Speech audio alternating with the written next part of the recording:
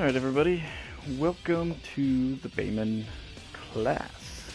I'm going to give you a pretty good overall feel of the character and give you ways to utilize him to his best potential.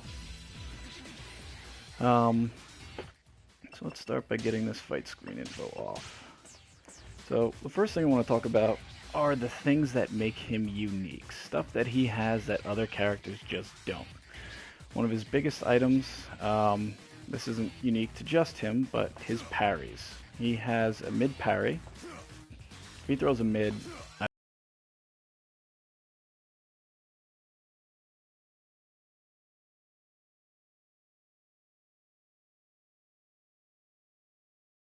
I've got it. Then you've got a high parry. A high parry is 9 hold, which gets you the same result as a mid parry, but you're really not getting the option of getting a 2-for-1. So it's really not as valuable. You're better off kind of just hitting a high hold button. What is neat about the mid punch parry is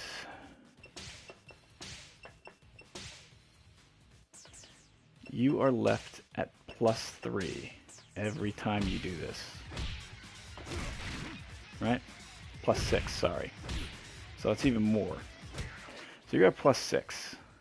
Their back is turned to you, and you basically get to do what you want, because now your strikes are not going to get beat out.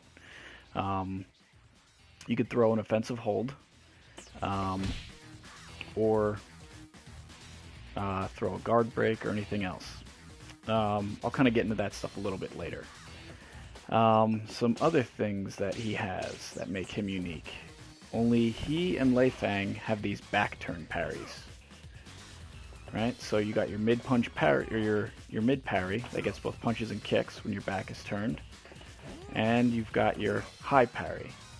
In this case, this high parry is now worth something, because that allows you to counter with your back turned. Most people have no idea it's even coming. So when you're coming in, if your back is turned to them and they're coming at you with a high strike real quick, quick parry, +6. Another thing is his tank roll. This beauty right here, while slow, can get you around strings where you know a high is coming. That's more for offline tactics. Online, you'll be able to get away with this night and day. But try not to use it too much as a crutch. The next thing is his backwards roll. In some situations, this is useful, but mainly for wake-up kicks, not worth your time. You're going to get caught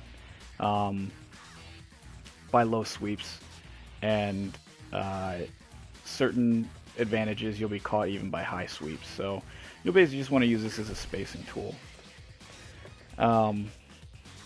Obviously he has the front roll version 2, which has some mix-ups. I'll get into uses for that later. He has the advanced counters, where if you know which attack they're coming in with, he's got a punch, kick, all different, heights for advanced counters. And lastly, his offensive holds. He has great offensive hold strings.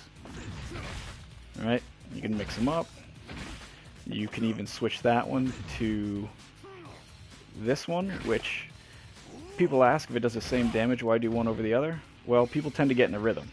So if you're coming in hot with, this one, which can be really fast, if you get the timing right, you can kind of mix it up. People are used to that quick escape.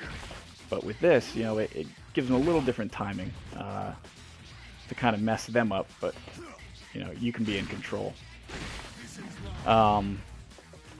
So yeah, he's got the DDT as well, which is another 3-part offensive hold. He's got his forward throw, and he's got his jailbreak.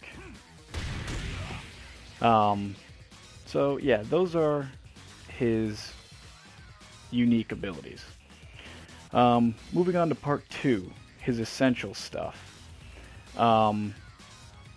So his let's see. Definitely his 9P, which is his high crush. This thing leads into plenty of mix-ups. This is great for wake-up games. You just get in there, pop in some quick damage. It's good if people are throwing you in a loop vortex, like Hitomi or Zack or Honika. They have those quick forward throws that keep putting you into a loop. So if you don't want to sit and block, you can always try hitting 9P, right? Because you're taking off, and if they're going to hit you with a strike or something, you're going to be hit in the air, and you're going to get knocked down.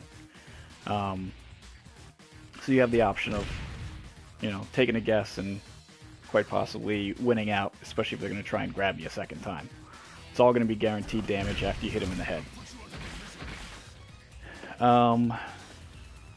His offensive hold for low catch grabs, the 3 throw, that is huge for characters like low attacks.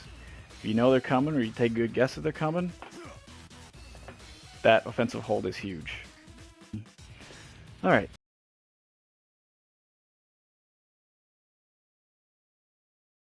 So the next thing to think about is guaranteed juggles off of the 3K roll throw, right? Because there are times where you go to do that juggle and people are getting up faster than you can even get there. So this has to do with the threshold. So if you take a look where the third item down on the left, under frame and under damage, there's a thing that says critical damage. And I'm going to refer to thresholds. You can see now that when I start, there's a level 1. When I get them a little further, there's a level 2, and it turns yellow. There's a level 3 when it turns red.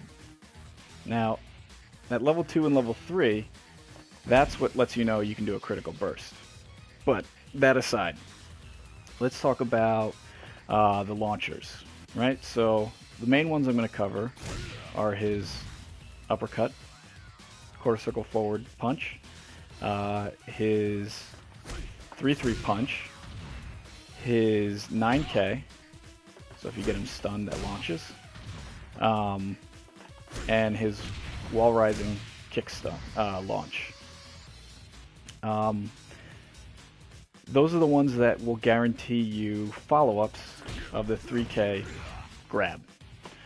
So the first one is your quarter circle forward punch. This one is your bread and butter, right? Because if we set the options recovery on, this will show you that they will connect. So what's great about the 2-3 quarter circle forward punch is you can pop them off immediately, level 1. If I don't mess it up. Right? That means you can stun them, immediately pop them up, you got yourself 83 damage on normal hit. Awesome. It will work on level 2. I'm ahead of myself, been playing online too much. However, on level 3,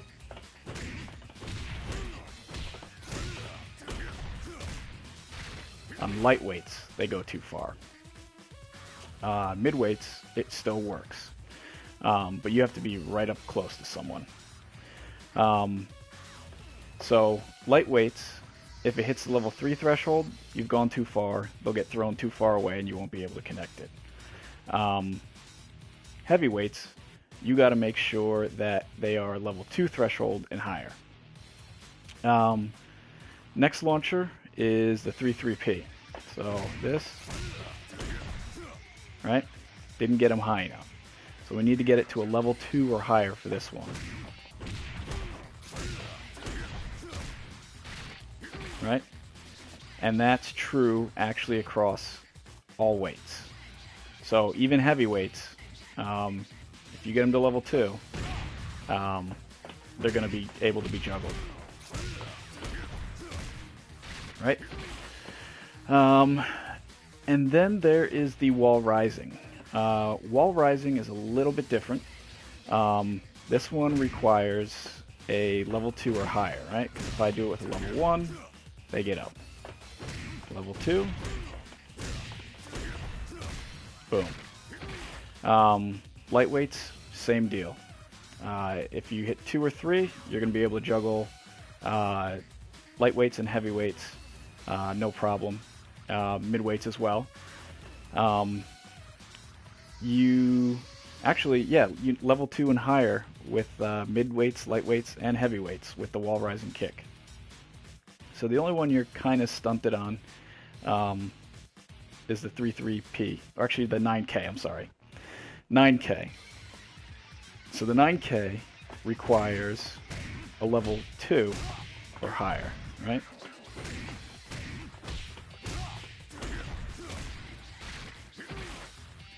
So this juggle will work on lightweights and midweights.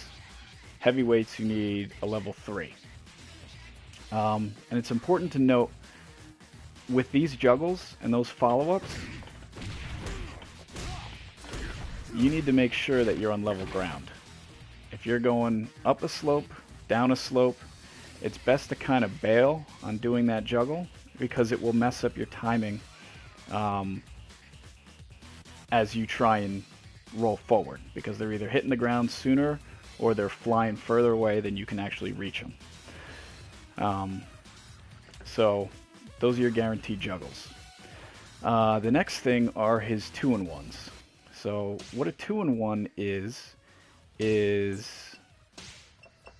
we are going to put him to mid punch hold, right? So if I just come at him, notice how he counters my second punch, right? Every time. So a 2-in-1 means I can get 2 shots on you without you being able to counter at all. So normal hit, 8 punch, right? I'm getting that. You can't counter that second punch, right? But at the same time, you know, he is countering as fast as possible. So 8 punch. We will put him on a high hold. punch. It's another one. And then the last one, I just need to put this on counter hit, is 2KK, right? Because he physically gets tripped on counter hit. So that means get him in a stun, can't counter till he gets out, right? So if you come at someone with that 2KK, you're getting both of those, but you got to catch them in counter hit or in a stun string. So it's a good way to get them deeper into the stun. Very effective. The next thing are retracking moves. And so what a retracking move is when you're throwing punches and the opponent is sidestepping. Right? So let's put him back to normal so we don't have to worry about it, and we'll put him into these side steps. Actually, just want these. Right, we'll record a couple of those. Now we get them going, and I'll show you. All right, see? The second one catches him on the retrack. So with that, you've got your punch 6 punch.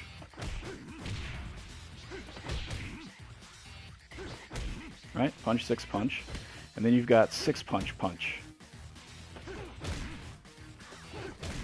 Second one catches him.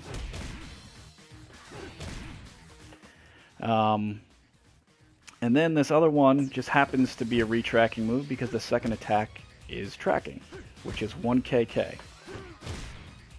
It's just slow. So if you're looking to catch them in the mid sidestep, you want to use forward punch, or forward punch. 1KK just happens to be a tracking move on follow-up. So people with slower sidestep animations or throws or something like that, this works. So like if I switch him up, to do the slower one, right? So we'll do that.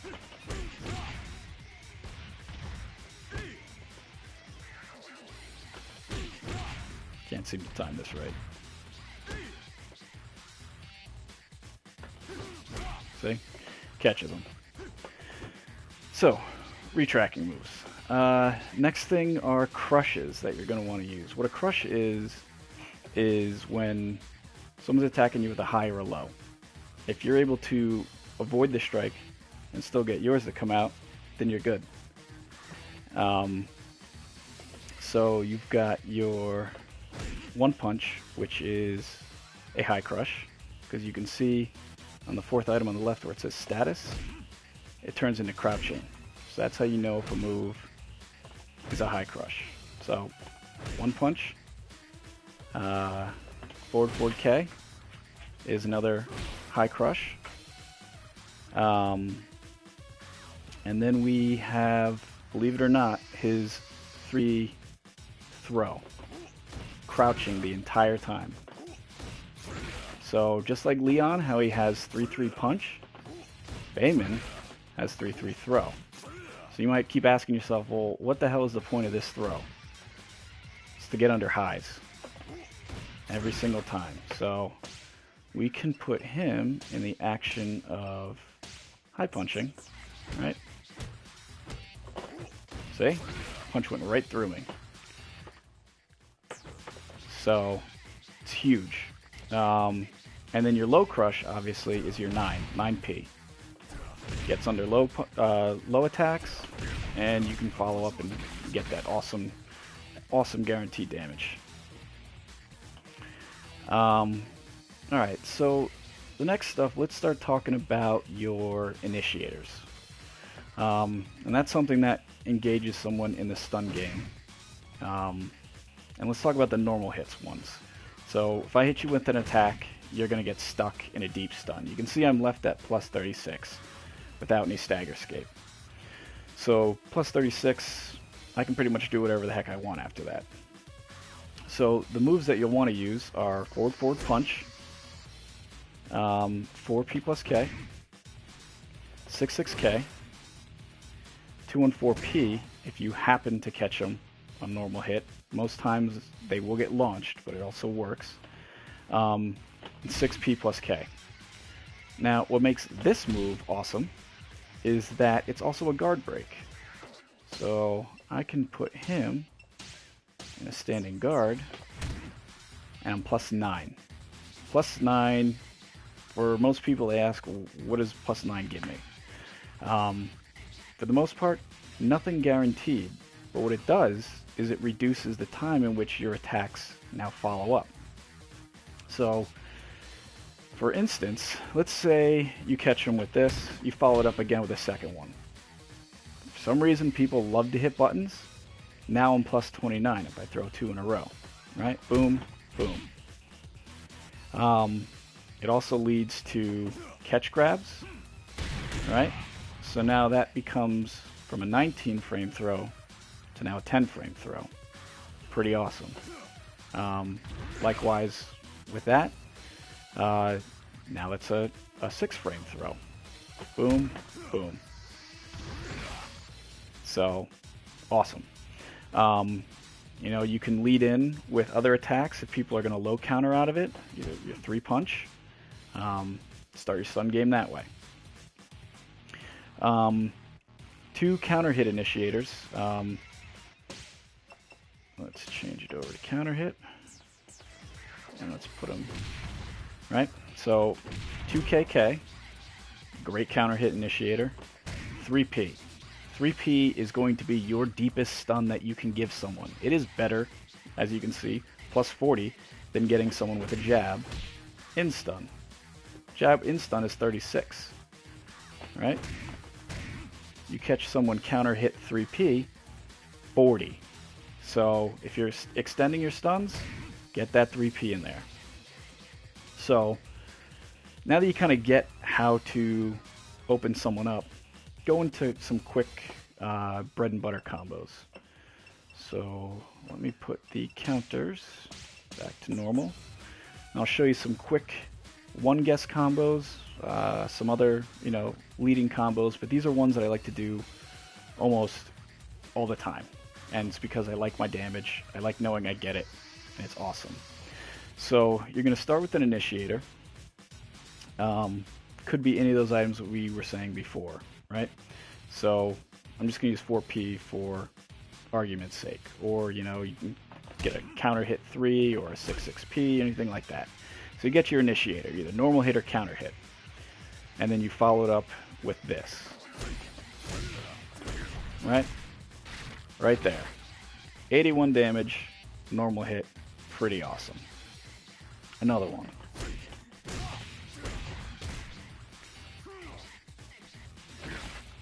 Right? He had one guess, 84 damage. Awesome. So another one, 62. Not quite as amazing, but still gets the job done. You also have the option of doing this. And what we get out of that is most people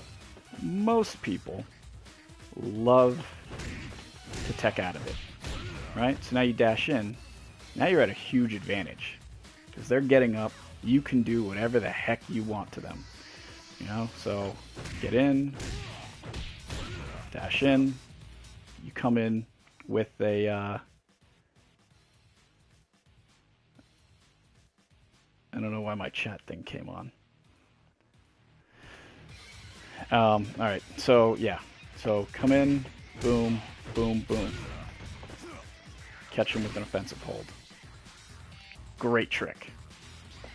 If they start getting wise to it, you can come in with that guard break. If they press buttons, you get your stun game started again. If they start countering low, you've got that, or you can pop them with that, get another quick damage, right? So the other one, you don't even need to initiate, you just pop, pop, pop, pop. Right? 94 damage, no chance for them to even get out. Boom, boom. Right? So there are other situations that I need to get them into a wall. So let's get a stage with a wall.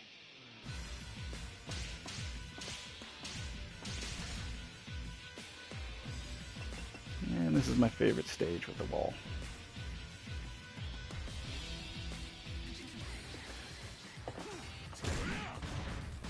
Get him over there. Alright. So, in these situations, you need to make sure you're getting somebody on counter hit.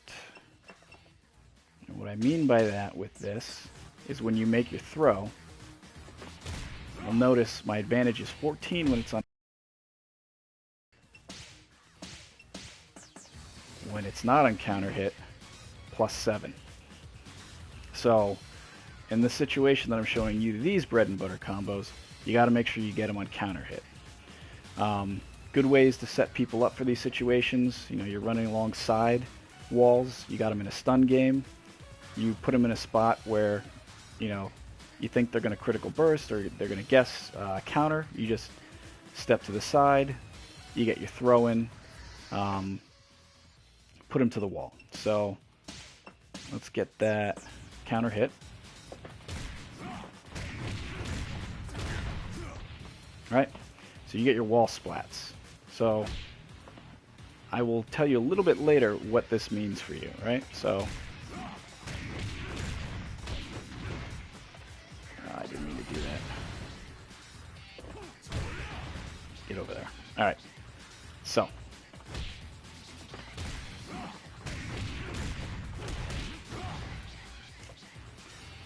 all right. So this.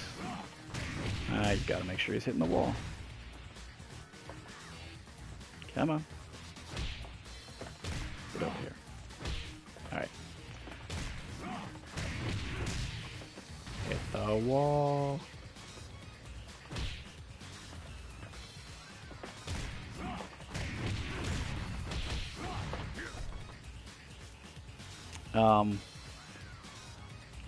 So yeah. Let's try this again.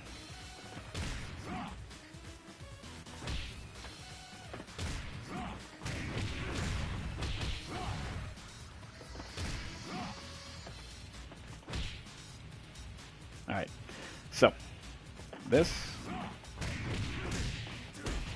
that was not what I wanted.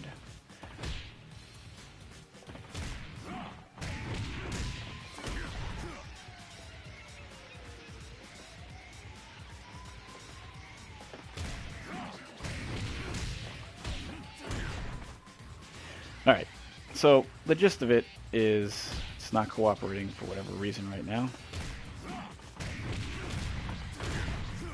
Right? So, this was working earlier. There we go, that's what it was. So, punch kick, and then you can do your juggle into the wall. That's what it was. I was getting a little out of order.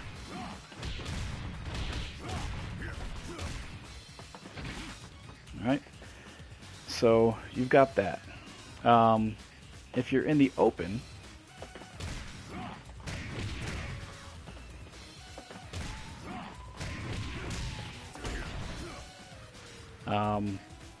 they go a little bit further. Let's see. I know the lightweight combo. That's what it was.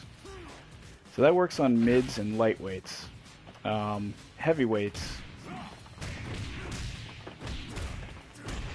Heavyweights are the ones that you have to do the 3K into the roll. One thing to note about this throw combo, though, this whole string, is that if they're stagger escaping, like fiercely stagger escaping, you'll notice what happens. Where's my stagger escapes?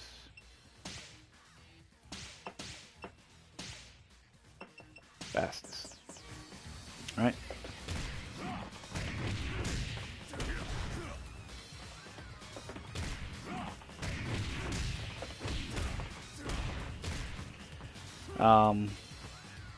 Maybe it's on lightweights where that happens.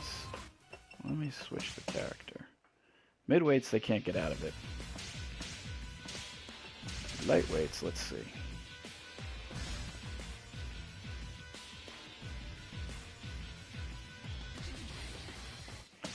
Training settings, option, recovery on, stagger escape fastest.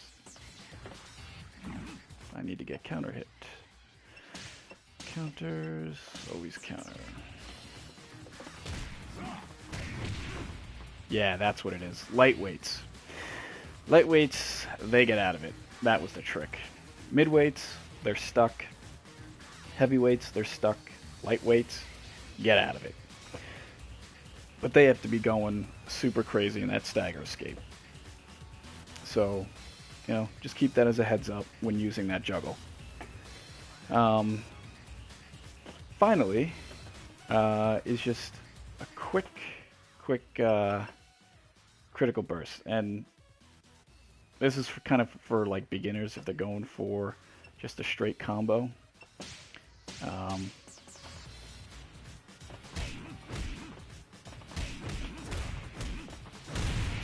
Real easy. It's already one of the strings.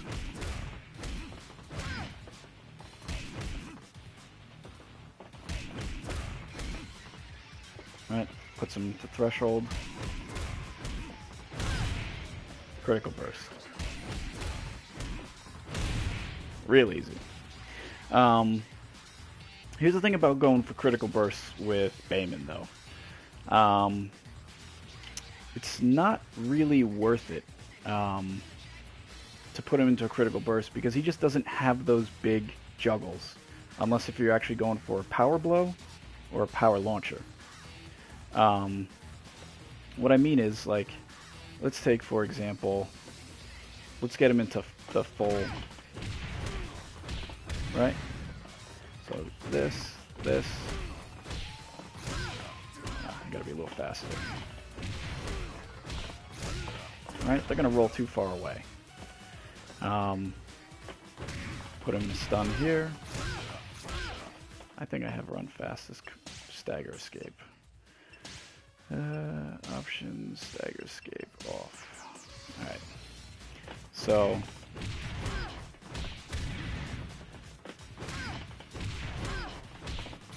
right, too far away. But gotta get these stalls in here.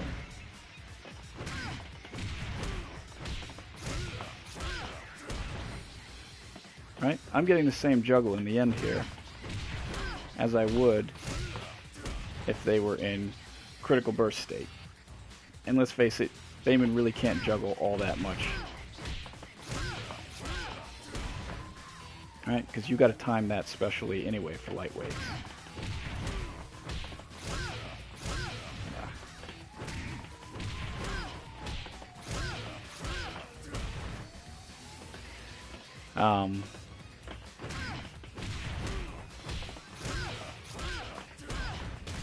Right, so you got to get that little bit of delay in there. So, again, not really worth the critical burst unless you're getting those power blows or power launches. You're better off just getting that quick damage in there, you know, boom, boom, boom, boom. Right? 83 is almost a third of their life for a one guest setup, you know. Another 80% combo. Or 94, that's a third of their life right there in a combo. Ideally, all you're going to really want to do is just win like 3 exchanges. So, yeah. That's that stuff. So, the next thing I kind of want to go into are environmental combos. And just for simplicity's sake, let's go to Temple the Dragon. And I'll show you guys, if you're right next to someone with the breakable, your best option is this juggle.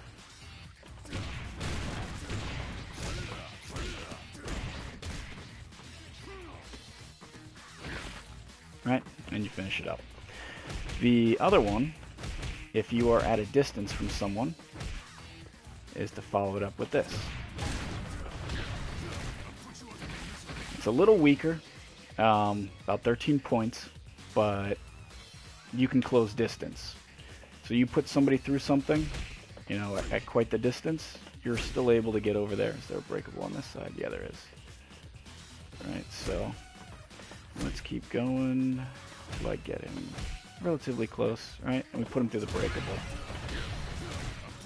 Boom. Got my damage in and out. So, 2 pretty simple juggles. Get you what you need. Heavyweights, if you have them in this situation where you're close, you gotta just change it up a little bit to be this juggle.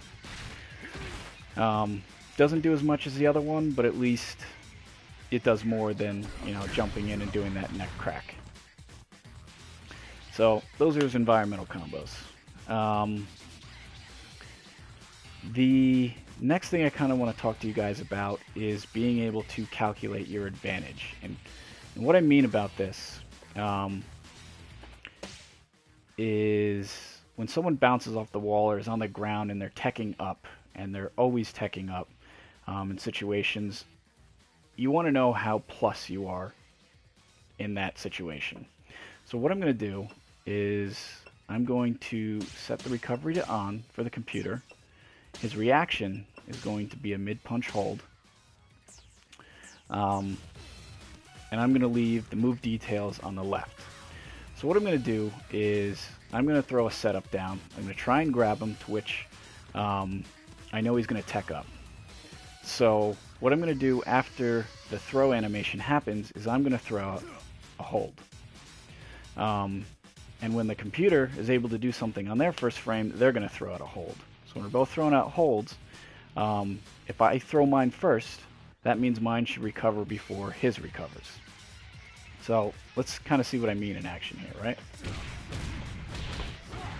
If I was actually hitting him into the wall.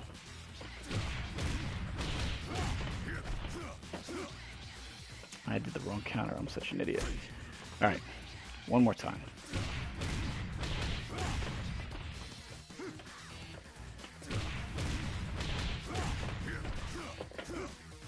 Right? +8. So that means in that situation, if they don't tech up, I'm getting a guaranteed ground throw. If they do tech up, I am +8. So what is awesome about this, if I am +8,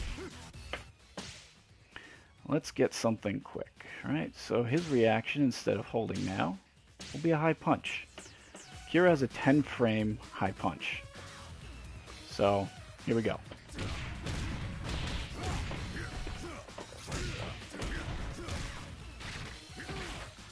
Awesome, right? You're getting that +8 frames. People are seeing you going down and getting the throw animation, so you're thinking, awesome. Here's my chance. I'm going to sucker punch him. And you're going to get another quick 75 points of damage on him with just that 3-3 punch. So yeah, when you hit someone into the wall,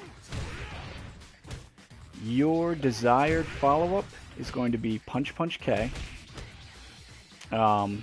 Tank roll forward into the throw. If they don't tech up, you're getting that ground damage. If they do tech up, you're +8. So come up with something quick, pop it in their face. You can pretty much use anything. You can use your normal hit initiator, the guard breaks, anything to get your stun game started. Or you can even, jump in with an offensive hold after it. He swung around me. Let's try that again. Alright, so. Alright. Boom. 67 more damage. For free. Awesome. So yeah, that's how you calculate what your advantage is if a computer techs up immediately. Or a person techs up immediately. Right? So let's say I put someone in this. Or not that one, but the calm reactions, put them on a hold, mid-punch hold. Right? He's going to hold. So get him into this. I got to hit it a second time. Alright? So what I did there was I held twice. So if I am able to get one entire hold off, you can see the frame data on there, 1812. So that's 30 frames, and you have to add 1 to the recovery of that. For whatever reason, there's an extra phantom frame that you got to throw in there. So that means 31 frames have gone by. Now, the second counter, he managed to counter, and it left me at +11. So I take the first 31 frames, +11, I'm now at 42 frames of advantage. 42 freaking frames of advantage. You can do whatever you want. So that's good to know. And then finally on here, I kind of want to go over, actually I want to show you what happens with half walls. So let's select the stage. So that wall juggle, that juggle only works against complete wall splats. And kind of what I mean, let's go down to Sakura here. I'll show you what I mean. Let's get him blasting off again. Right? So right here is a full wall. And you can see here these little half walls. Right here. So if I wall splat him into that, we'll we'll put him on the reactions of mid-punch hold. And we'll put his recovery on. And you'll see what I mean, right? So we'll do the same combo.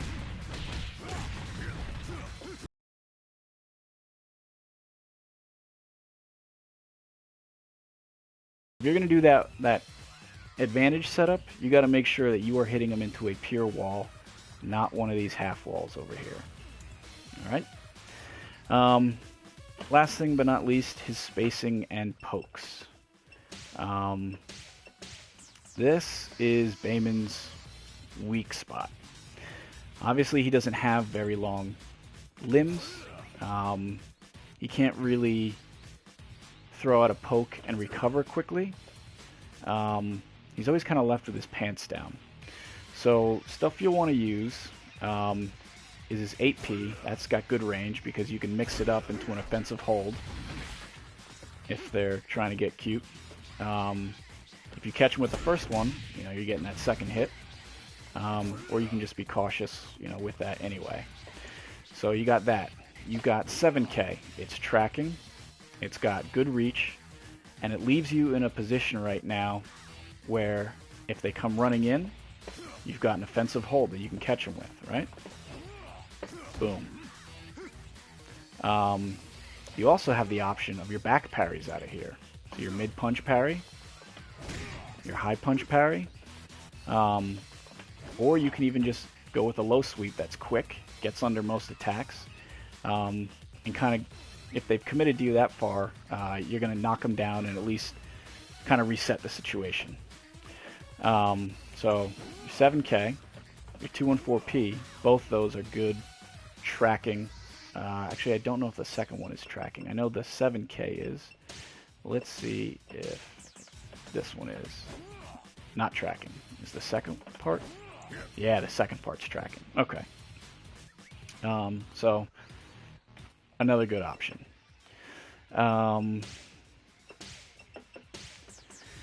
If they're doing a lot of run-up and throws, that's your best range. You get your guaranteed damage, and that works too. Someone's running in on you, you've got your back cartwheel, your forward cartwheel roll. Just doing a 3P is quick. You catch them on counter hit, you start your stun game. And your parries, right? Someone's coming in, you can run up, parry, because some of them like to throw long distance pokes, right? So if you're from downtown and your hitbox collides with their poke, now you've caught them, you've brought them closer to you, and you're able to start your mix-ups. So that is Bayman in a quick, I guess not quick nutshell, but in a nutshell. So at this point, I'm just going to cut the stream and restart it up again so that we can do a Q&A session. You guys can ask as many questions as you want. So bear with me while I do that. It'll start right back up.